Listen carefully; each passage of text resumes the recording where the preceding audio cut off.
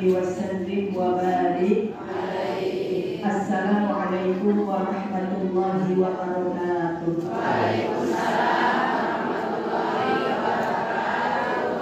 Bismillahirrahmanirrahim.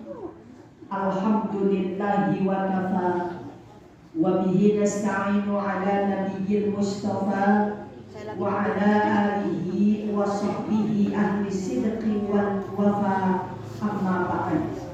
Segala puja dan puji hanyalah milik Allah, Sang Maha Guru Cakrawala, dari segala kemungkinan dan ketidakmungkinan, pemilik wilayah tak berhingga, dari segala ketinggian dan keagungan, satu-satunya zat yang mampu menerangkan tentang cinta dan keadilan. Dialah Allah, pencipta langit, pencipta bumi, penggenggam segenap jiwa dan hati, yang maha mendetakkan jantung kita, maha mengelakkan setiap tarik nafas kita. Salawat berpayungkan salam yang sempurna semoga senantiasa terlimpah curahkan kepada Nabi kita Muhammad sallallahu alaihi wasallam beserta keluarga, sahabat dan pengikutnya hingga akhir zaman. Mudah-mudahan kita akan dapat syafaat pertolongan dari beliau pada yaumil qiyamah nanti. Amin ya rabbal alamin. Yang sama kita hormati, kita muliakan Ketua DKN Mushola Nurul Ihsan Mukarram Bapak Ustaz Romli beserta seluruh pengurus dan keluarga besarnya.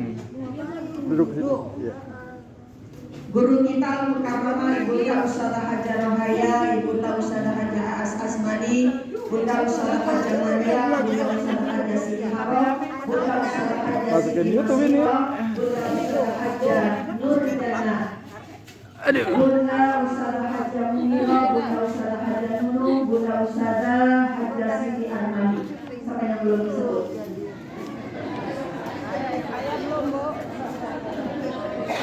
Sudah. Semuanya yang hadir, baik yang disebut maupun yang kagak disebut, mohon maaf. Yang kagak disebut bukan kagak menyebut, tapi contekannya udah ada di situ. Ya, semua saya hormati, semua saya cintai, semua saya banggakan, dan saya berdoa kepada Allah mudah-mudahan kumpul kita hari ini Allah rahmati, kumpul kita Allah berkahi. Di dunia sama-sama kita cari ridho Allah, mati juga mudah-mudahan kita semua dalam ridhonya Allah. Amin ya rabbal alamin. Bu, emang kita bakal mati? Kapan? Maka gak tahu mati maka gak ada yang tahu. Bu, belum lama kita dibuat terkejut. Nanti terkejut. Kalau ada nanti terkejut, kaget dengan meninggalnya seorang artis cantik, pintar, kaya.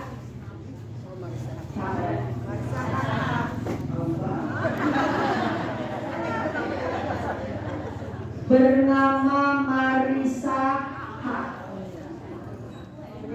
Beliau meninggal kagak sakit lagi tidur kagak bangun lagi. Kita iri dengan cara bagaimana seorang Marissa Haque meninggalkan dunia ini. Persis seperti doa-doa yang sering beliau minta dan beliau sampaikan kepada orang-orang terdekatnya, termasuk mahasiswa-mahasiswanya, karena beliau adalah seorang dosen. Beliau ingin meninggal tanpa masuk rumah sakit. Dikabulkan? Mereka Marissa Haque ingin meninggal tanpa nyusahin orang rumah. Dikabulkan? Marissa Haque ingin meninggal lebih dulu dari suaminya. Dikabul? Bu, kalau ibu pengennya meninggal ibu dulu atau laki dulu?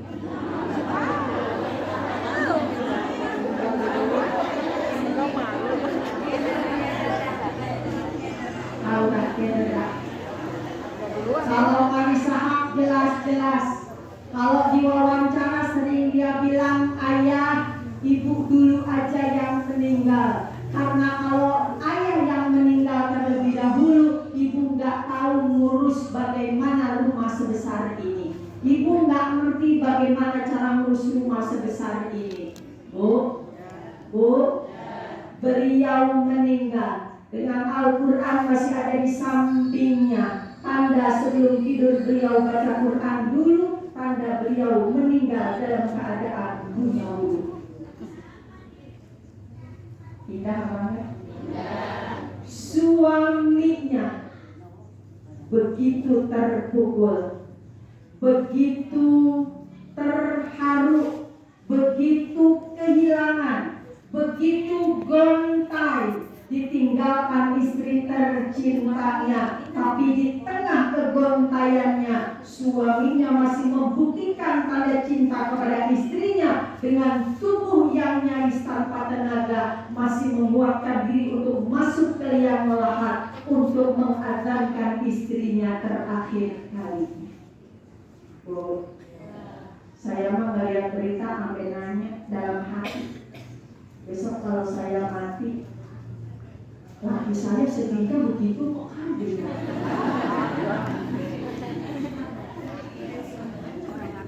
Oh, ibu suka nanya gitu sama diri sendiri. Jangan-jangan pas kita mati laki kita malah kira, alhamdulillah bini bawel mati. Ibu, lihat segitu pentingnya doa, begitu hebatnya kekuatan doa, sehingga apapun yang diucapkan, dikatakan oleh ulama kita, itu adalah merupakan bagian dari doa. Sampai-sampai Hujjatul Islam Imam Al-Ghazali pun pernah berkata, kalau ingin sukses dunia akhirat, syaratnya apa? Syaratnya doa.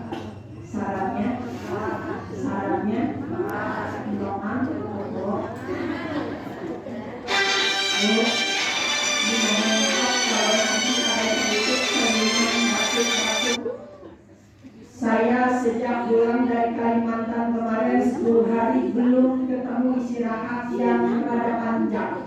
Ya, sudahlah kemarin di Kalimantan jadwal kegiatannya padat. Dalam sebulan saya 2 kali ke Kalimantan, Bu. Berangkat berapa hari ke Kalimantan Timur sampai ke IKN. Pulang dari sana istirahat sebentar, berangkat lagi ke Kalimantan Tengah, Palangkaraya 10 hari. Pulang dari Kalimantan langsung ceramah, sampai kadang orang masuk. Alhamdulillah. Kalau kata tetangga Umi katanya duitnya orang putus. Kata saya duit putus orang laku. Bu, kata Imam Ghazali kalau pengen sukses dunia akhirat syaratnya 4. Apa itu? Yang pertama doa. Ibu suka doa? Kapan? Kalau habis sholat. Emang doa pas kita angkat tangan doang, Ustazah? Bukan. Omongan kita juga doa. Omelan kita juga. Ibu serius mana ngomong omel? Ibu serius mana doa omel? Ayo, kadang diajarin doa kalau guru pakai bahasa Arab. Ibu orang ngerti artinya. Ayo ngedoa karena kagak ngerti doanya nggak nyampe ke hati. Kalau giliran ngomel pakai bahasa Arab atau bahasa Indonesia? Ngerti itu apa yang disebut? Dari mulut sampai ke hati, yang di hati keluar ke mulut. Jangan Bu, lagi ngomel itu yang diijabah oleh Allah Subhanahu. Maka kalau sadar ucapan kita semuanya doa, mulai sekarang belajar kontrol lidah. Jangan suka ngomong sembarangan, jangan suka ngomel sembarangan. sebader-badernya anak kita kalau ngomong yang cakep. Jangan pakai jadi orang tua ngomong emang dasar rumah anak orang tahu diri tuh. Emang dasar anak geblek. Enak punya anak geblek. Bu, saking keselnya sama anak-anaknya sampai disumpahin, gua sumpahin lu biar ke atas kalau berdaun, ke bawah kalau berakar, tuh mati. Ada yang suka begitu? Bu, belajar kontrol omongan kita, apalagi kita ini orang tua, kita ini ibu. Yang namanya orang tua, ya, doanya sama seperti doa Nabi kepada umatnya. Bu, saya kasih contoh. Bapak saya itu orang muara bakti, babelan. Bapak saya orang yang gak pernah sekolah, gak pernah ngerasain duduk di bangku sekolah, saking susahnya. Bapak saya anak nomor 1, adiknya banyak. Biar nih adiknya pada ngikut makan, biar adiknya ketemu makan, anak engkong saya cuma tukang es keliling yang dipikul. Maka bapak saya dari kecil terbiasanya bukan belajar, tapi kulit ngangon bebek sama orang. Ya Bu ya, sempat ngikutin Bapak Kiai Haji Nur Ali Ujung Harapan atau pusat. Asal Kiai mau pergi ngajar, bapak saya yang disuruh ngidupin lampu patromaknya, masukin spiritusnya. Kerjaan bapak saya begitu. Ntar dia ngangon bebek, asal bebeknya ada yang ngelor dikantongin, buat adik 2 makan. Begitu. Bapak saya nggak pernah sekolah, maka bapak saya nggak bisa baca. Jangankan baca Al-Quran, Latin bapak saya nggak bisa. Emak saya sama, emak saya nggak pernah sekolah. Jadi ini saya punya emak, punya bapak, dua-duanya buta. Asal mau kondangan, zaman dulu yang amplopnya warnanya merah sama putih. Ingat? Yang ingat udah tua. Ngalamin berarti. Ya, bapak saya teriak tulisin amplop. Bapak mau kondangan. Saya tulis nama bapak saya Ibrahim.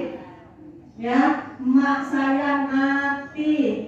Saya kasih tuh amplop nih, Pak, udah ditulis. Bapak saya masih nanya lagi, gua yang mana? Saking nggak bisa baca.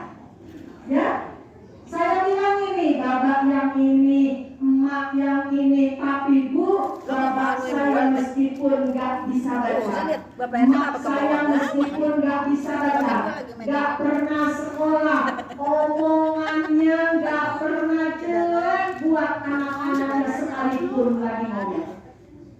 Saya ingat, kalau saya lagi bader, saya suka bader. Tonton di YouTube. Sampai sekarang ini masih suka bader. Ya, bapak saya suka ngomong begini, entong bader apa ngomong.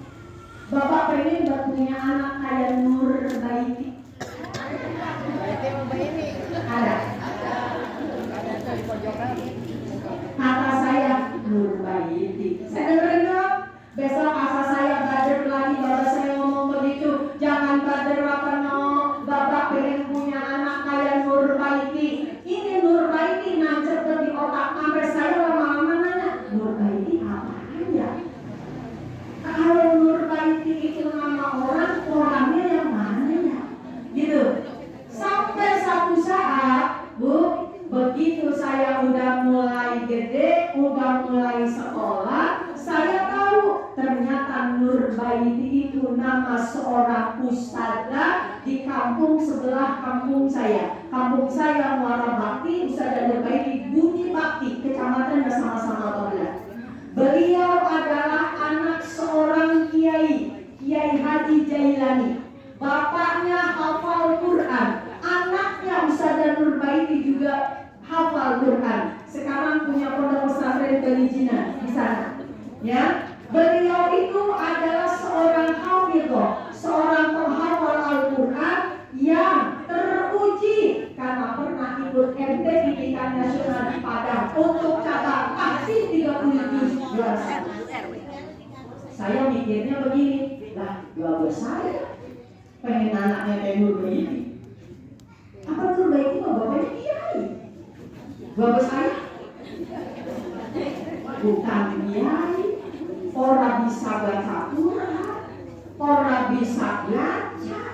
Ya Bu ya, sama Al-Quran aja di rumah kami gak punya Quran tuh. Ada Quran sampai yang membaca, orang gak ada yang bisa, gitu ya. Sampai satu saat begitu lulus SD, saya dipanggil sama bapak saya, no, sini bapak pengen pokok. Ngapa Mbak? Lu katanya harus lulus SD, mau bapak masukin pesantren? Mau Mbak, tapi ada syarat kok. Apa syaratnya Mbak? Besok di pesantren kalau teman bajunya pada cakep, mata lu udah buta ya.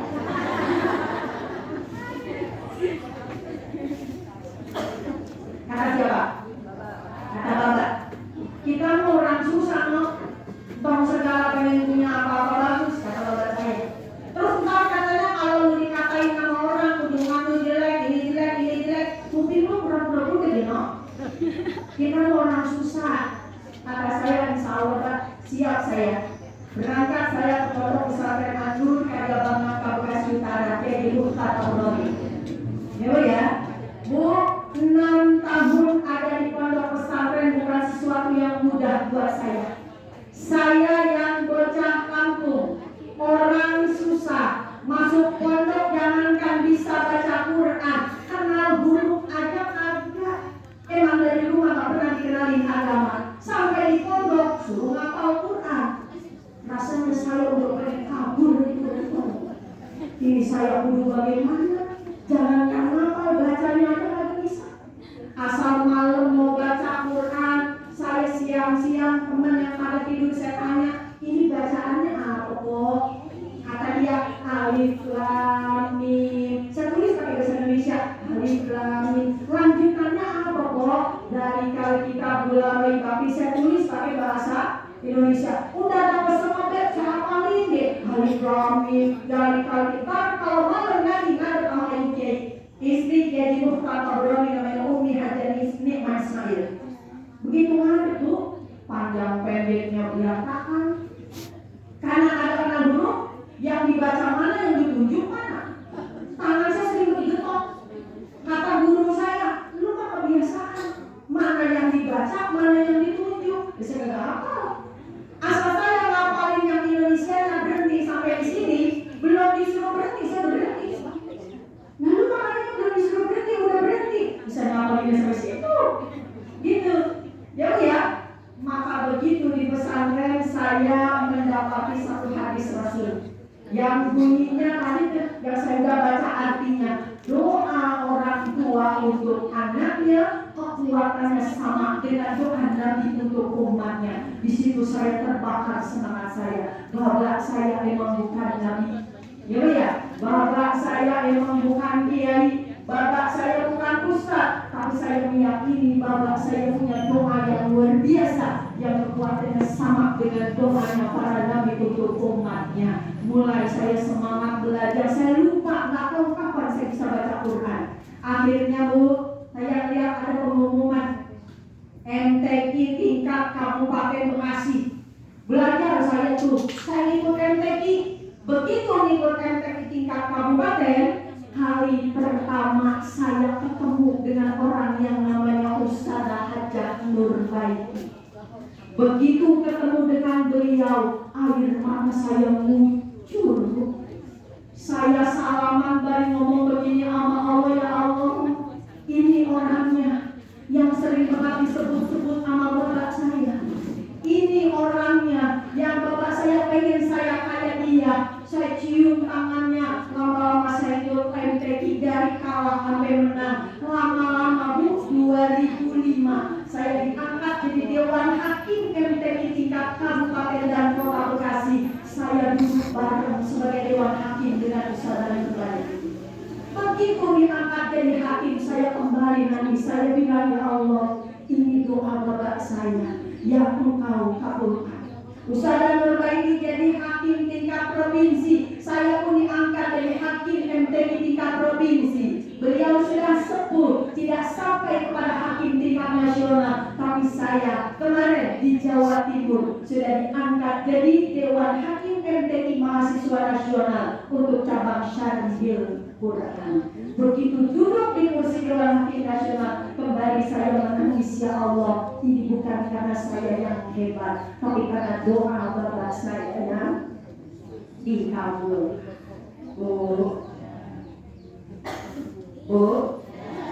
Jadi ibu doanya makmur. Jangan suka ngomong begini, sema katanya orang bisa doa bahasa Arab, iya katanya didengar. Sema sholatnya masuk pakai gerwani. Asal sholat johor, saya sholat saya nanya kedua, ketiga. Pernah gitu? Iya, doa saya dikabulkan. Janji Allah dalam Al-Quran, ud'uni astajib lakum. Berdoalah kepadaku, pasti akan aku kabulkan. Saya sengaja buka cerita ini bukan untuk membanggakan diri saya atau bapak saya, tapi saya mau kasih ibu pelajaran bahwa doa orang tua itu maju, doa orang tua itu keren. Maka kita sebagai orang tua, yuk rajin-rajin doain anak. Kalau lagi kesel sama anak, yuk belajar yang keluarnya yang cakep-cakep. Biarin kata ngomong anak soleh tapi beri nyubit di kagak apa-apa. Ya Allah, pinter banget sih, kita beri nyubit. Yang keluar dari mulut kita, anak pintar, anak soleh. Bisa begitu?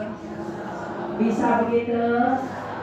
Ya, kekuatan yang pertama yang bisa mengantarkan kita sebagai orang yang sukses dunia akhirat adalah doa. Doa itu di dalamnya termasuk minta didoakan.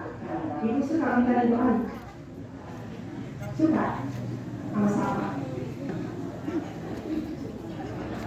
Sama siapa? Sama orang tua suka minta didoain? Sama mertua suka minta didoain? Ibu sama tukang dagang suka didoain apa enggak? Ibu pulang ngaji, bajunya rapi, pergi ke pasar. Sampai di pasar pada mau beli cabai goceng. Kata tukang cabai, cabainya berapa kilo, Ibu Aji? Ibu apa jawabnya? Amin. Tolong pakai marah. Jangan suka bilang tukang cabai keledek banget. Gue belum haji dipanggil haji. Aminkan saja. Ibu jalan ke tukang baju padahal menumpang lewat doang. Kata tukang bajunya, mau beli baju apa Ibu Haji? Amin. Kita tidak pernah tahu dari mulut yang mana doa itu akan Allah kabulkan. Maka yang baik-baik jawab dengan amin. Kalau tidak baik jawab na'udzubillah. Sampai sini paham? Sampai sini paham?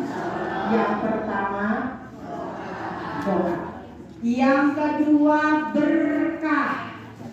Apa yang kedua? Dari mana ustazah nyari berkahnya? Dari bakti sama orang tua dan bakti sama guru. Hormat sama orang tua, hormat sama guru. Saya tanya ibu, sama orang tua hormat apa kagak? Sama orang tua sayang apa kagak? Sama orang tua perhatian apa kagak? Bu, jangan sekali-sekali menyakiti orang tua. Jangan lukai orang tua. Jangan koret sama orang tua. Jangan suka hitung-hitungan sama orang tua. Karena kalau kita mau hitung-hitungan, kata Nabi, sakitnya ibumu melahirkan kamu ke dunia ini, seandainya mau dibayar dengan dunia dan isinya, itu belum kebayar. Apalagi anaknya yang suka hitung. hitung-hitungan. Bu, saya diundang ceramah ke kampung saya. Begitu selesai ceramah, saya biasanya nih, kalau ceramah ke kampung saya, pulangnya pasti mampir di rumah bapak saya. Sholat zuhurnya pasti di rumah bapak saya. Hari itu apa kata jamaahnya Ustazah? Sholatnya di rumah saya aja. Gitu. Maaf Bu, saya udah ditungguin bapak saya. Bila Ustazah sholatnya di rumah saya, maksa betul. Begitu saya dipaksa kayak gitu, saya lama-lama kagak enak. Akhirnya saya ikut di dia lah. Sholat zuhurnya di rumah dia. Ternyata rumahnya cakep banget, rumahnya keren. Pantesan dia nyuruh sholat saya di rumah dia. Ya Bu ya. Beres sholat, ini pintu belakang rumahnya kebuka. Saya ngeliat di belakang rumahnya ada kandang. Saya nanya, Ibu, itu kandang apa? Dia jawabnya begini, itu bukan kandang Ustazah, itu sengaja gubuk yang saya buat naruh emak saya. Buat naruh. Ya saya kaget, kenapa emaknya dipisahin? Kenapa nggak bareng-bareng di sini, kan rumah anaknya cakep? Apa jawab anaknya? Males Ustazah, emak saya suka ngompol dulu. Jadi rumah saya takut bau besi. Saya bilang gampang, sekarang mah zaman canggih, tinggal beliin pampers. Iya Pak ya? Kata dia, udah ribet Ustazah, mendingan bagian katanya sono pisahin, waktunya makan anterin. Saya gak banyak ngomong, pulang saya mampir ke rumah bapak saya. Sampai rumah bapak saya cerita. Kata saya gini, Mbak, tadi saya sholat zuhur di rumah Ibu Anu. Rumahnya cakep banget Mbak, di belakang rumahnya ada kandang. Ternyata itu bukan kandang, tapi buat dia naruh emaknya. Bapak saya ngomong bikin saya kaget. Apa kata bapak saya? Pantes dia pas sekarang ditaruh di kandang sama anaknya. Dulu di emaknya sama dia ditaruh di kandang.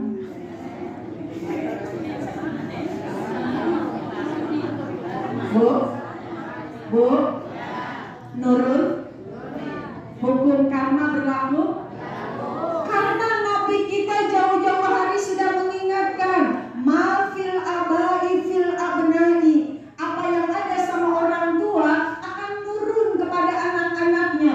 Buah tidak akan pernah jatuh jauh dari pohonnya. Bagaimana orang tuanya akan jadi seperti itu anak-anaknya. Kita kan makin tua makin loyo Bu.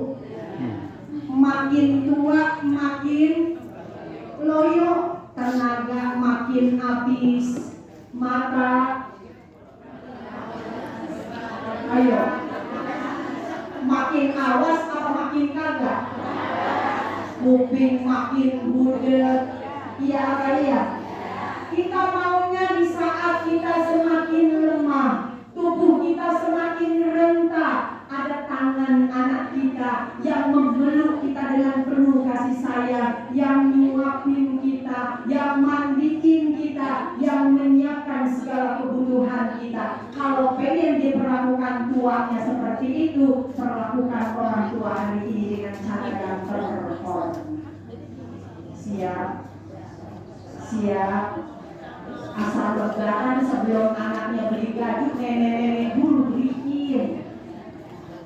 Bu, nenek-nenek dulu beliin. Nenek-nenek punya anak 5. Anak nomor 1 beliin kain. Anak nomor 2 beliin kain. Anak nomor 3 beliin kain. Nomor 4 beliin kain. Sampai nomor 5 kain juga. Kenapa anaknya semuanya ngasih kain? Rupanya anaknya kurang akur, komunikasinya kagak jalan. Semua nganterin kain. Nenek sedih baru ngeliat tumpukan kain. Kata nenek, ini kayaknya gue pakai disumpahin buru-buru mati. Kain yang buat keburu. Bu, ingin seperti apa anak kita memperlakukan kita besok ketika kita tua.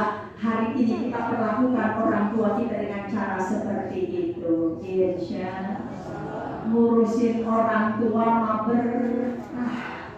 Ya Raya, ngurusin orang tua bakti sama orang tua bakti sama orang tua bikin orang tua bahagia. Orang tua bahagia bikin orang tua ridho.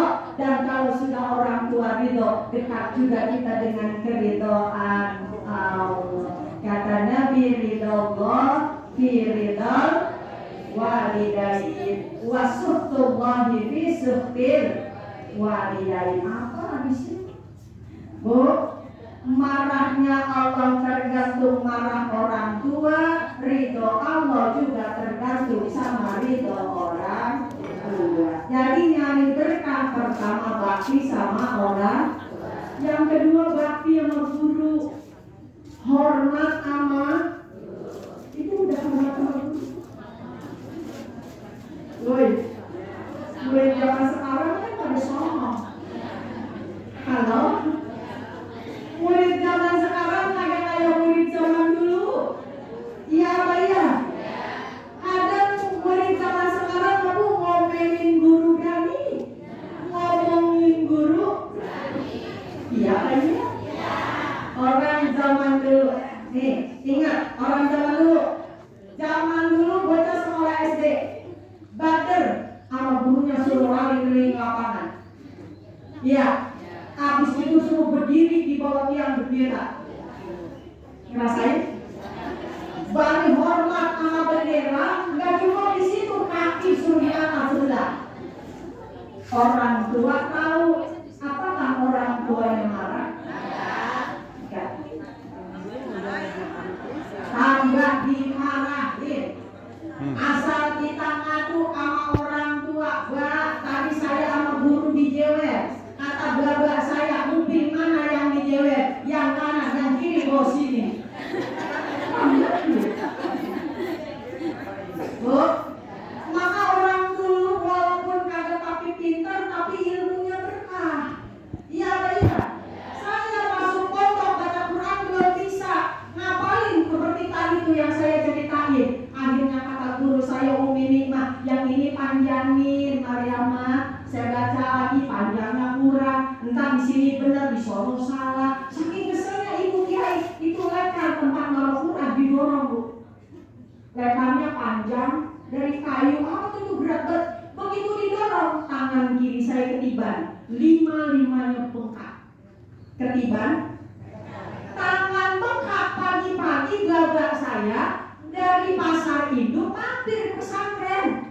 Manaan kumisnya panjang, rambutnya dekil, biasanya rambutnya ikel tuh, nggak urus gitu lama, nggak dicukur, bajunya namanya dari pasar itu, bau babak saya nyampe saya tangisin bu, ya, kata babak saya nggak lu orang betah mbak, kalau betah ngapa lu nangis baik dalam hati saya nulis mbak, ngeliat babak kayak begini gitu, saya bilang sama Allah, ya Allah, jangan matikan kedua orang tua saya sebelum saya bisa membawa keduanya ke tanah suci. Saya ada di penjara suci kayak gini berkat orang tua. Alhamdulillah bu, bapak saya, emak saya udah 2 kali umroh. Udah saya daftarkan haji, tinggal nunggu berangkatnya. Emak saya belum sempat berangkat haji 2014, udah dipanggil sama Allah, tapi sempat juga saya umroh. Ya, begitu bapak saya melihat tangan saya bengkak, bapak saya nanya, itu tangan lu kenapa? Nongol pakai buntak, pakai gede-gede banget, kasih kaki lekar mbak. Emang lu lagi ngapain? Baca Quran, baca salah mulu. Udah dibilangin salah lagi, dibilangin salah lagi. Ibu kiainya kesel, lekarnya didorong ketiban tangan saya. Kata bapak saya, syukur, goblok sih. Bu, orang lagi belain pisah. Bu, kalau anak sekarang digituin orang tuanya bagaimana? Anak dicubit, guru dioncot. Anak dimarahin, guru dimaki-maki. Bahkan belum lama kita dengar berita, ada bocah disuruh sholat sama gurunya nggak mau. Gurunya sebel, dikepung bocah di bahunya, pundaknya dipukul sama gurunya. Ngadu sama orang tuanya, orang tua nggak terima, lapor polisi, gurunya dipenjara. Maka hari ini jangan aneh, nyari orang pintar tapi nyari orang bener susah. Iya Pak ya? Kenapa kayak gitu? Karena pada sombong amat. Ya Allah, Bu, dulu mah kalau ngaji, kalau guru belum pergi, kita belum pergi kemana-mana. Tungguin asal guru udah pergi, udah masuk ke kamar, baru muridnya pada. Nah, saya diundang ceramah di satu daerah. Begitu saya datang, ya Allah, jamaahnya membludak, penuh banget. Apa kata panitia? Mohon maaf Ustazah, tempat yang disiapin buat Ustazah udah ditempatin oleh jamaah. Jadi katanya Ustazah duduknya wayangnya di atas panggung, samping pemain hadroh. Saya duduk mulai di samping. Begitu saya duduk, panitia bawa suguhan, bawa salad, setampah Bu, bukan piring, bukan lempar, pakai tampah. Bawa salad setampah, bawa jeruk setampah. Nah kan saya mau makannya malu ya, orang di atas panggung lihatin ibu-ibu. Saya takut dikatain begitu, saya makannya begitu. Jadi saya liatin doang. Belum sempat saya coba, belum sempat saya makan, saya udah disuruh ceramah. Saya ceramah baru mulai Bu, ini habis dia milih.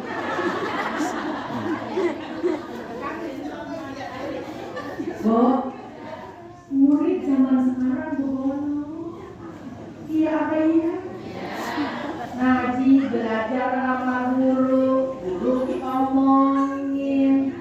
Ya Bu ya?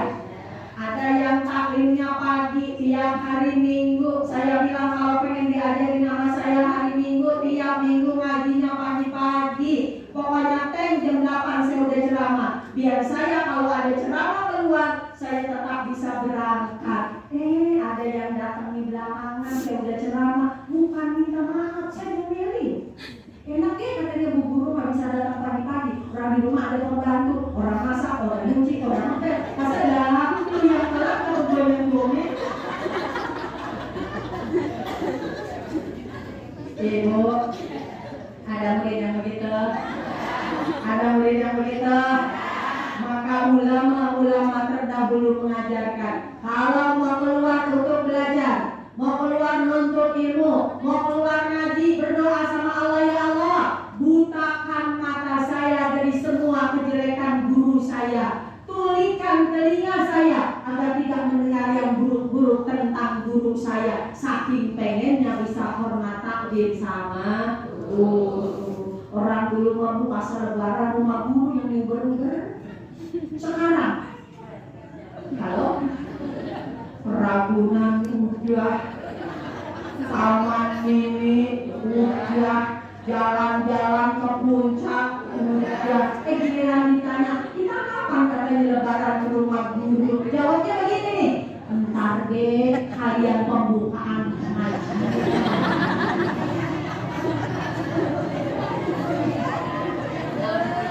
Ada yang begitu? Insaf. Ayo, ada yang begitu? Oh, Bu, belajar. Kita tuh pengennya ilmu dikit tapi berkah. Ilmu dikit berkah yang bagaimana Ustazah? Definisi berkah itu ziyadatul khair. Ilmu dikit tapi kita semangat buat melakukan kebaikan. Ya Bu ya, daripada ilmu banyak, sholat telat mulu, sedang sama saudara ribut mulu, sama mertua orang nanya, itu namanya pinter tapi ilmunya kagak. Siap begitu siap, siap begitu siap. Bu, bapak saya sampai detik ini, padahal guru saya yang masih hidup sisa satu, Kiai Haji Ismail Marzuki, yang lain semuanya udah meninggal. Bapak saya kalau saya datang lebaran nanya begini, lu udah menghadiahkan angka, udah datang ke rumah guru lu, gitu, kuburannya udah lu sabar. Jadi kalau lebaran wajib Bu, saya sampai dengan detik ini, yang masih hidup saya datangi, yang udah meninggal makamnya saya ziarati. Maka alhamdulillah, biar ketitipan ilmu dikit tapi ilmu saya bukan karena hebat saya, tapi karena orang tua saya yang begitu memuliakan guru-guru saya. Itu juga berlaku buat ibu yang anaknya pada ngaji, diajarin orang, sekolah diajarin orang. Ini kadang anak ngaji bayaran mau begitu. Ada yang pakai ngomong begini, aku katanya ngaji pakai bayaran.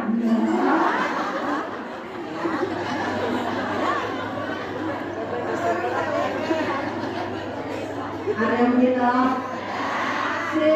Ada sendal karena dandanan maknya. Maknya menganterin anak hubungannya gede, gamisnya panjang, pipinya menor, bibirnya merah, alisnya tebel, pakai motor PCX, kacamatanya gede.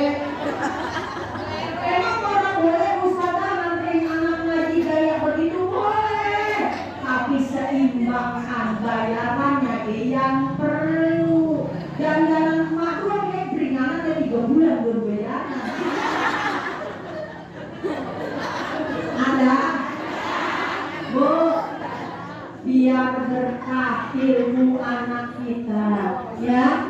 Kalau anak kita ilmunya berkah, biar agak pinter sama orang tua, tahu dia cara berbakti.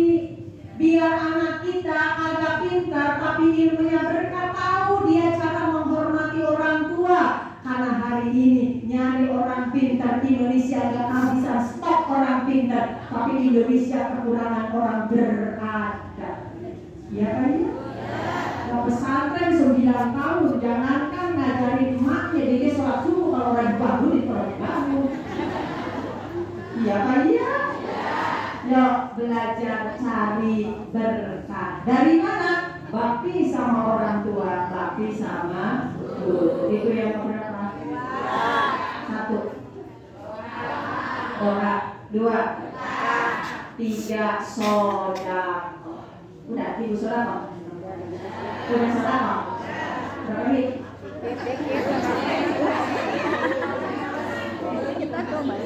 Kasih ya. Apakah sodako cuma bisa pakai duit doang? Nggak juga. Pakai tenaga bisa? Bisa. Ustazah, saya mah tadi katanya masih sodakonya dikit banget. Ntar orang-orang pulang, saya mau pulangnya belakangan. Mau ngapain? Mau beresin majelis. Keren. Ya, jangan mudah tenaga orang mau keluar. Duit orang mau keluar. Dengan berkat lain kan. Bisa ya? Ada yang begitu? Kan ada orang begitu. Orang-orang memang begitu. Kalau barang-barang sedekah. Orang-orang memang begitu. Punya orang pengen baik. Ibu sekarang lagi dapat suguhan sepiring, bukan sepiring untuk sendiri, tapi sepiring untuk barang. Cuma bisa dicaplok dia. Kue dimakan dia. Bugis masuk ke tas dia, jeruk katanya buat anak dia, sendiri dia semua. Habis itu temennya ngomong begini, gue katanya besok kalau hadir maulid tunggu di samping dia.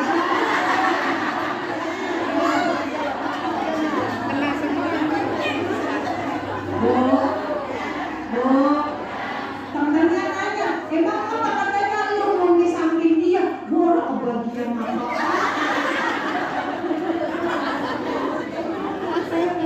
Ada yang begitu?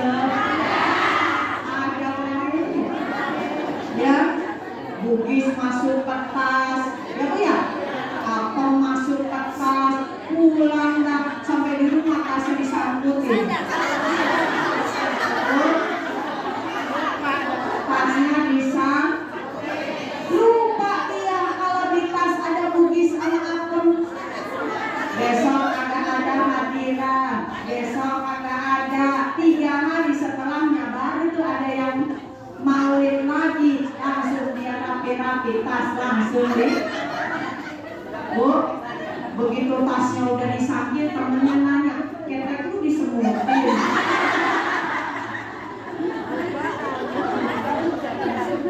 Hei, bukan ketek dia yang disemutin, kuenya.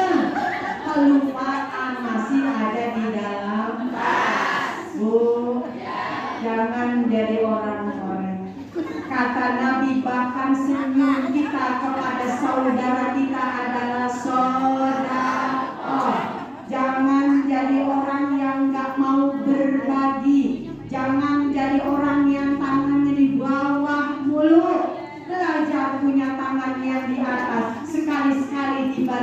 oke. Tapi setiap kali dibagi kita ngerasain senang, bilang sama Allah, ya Allah kasih saya rezeki yang berkah. Saya gak pengen ngebagi, jangan dibagi.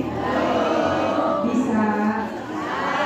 Yang ketiga, sodako. Satu apa tadi? Dua, tiga, empat, kerja.